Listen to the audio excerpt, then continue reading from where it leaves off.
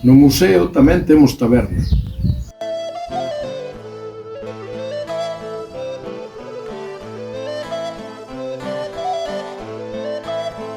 A taberna é o lugar de encontro e de diversión da aldea, de botar unha partida, tomar un brolo e contar un conto, claro.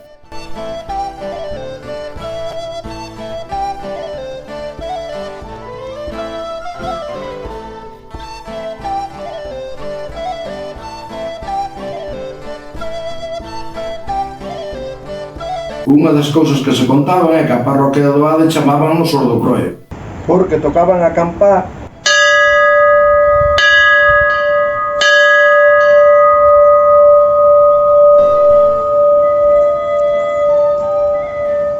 cun croio.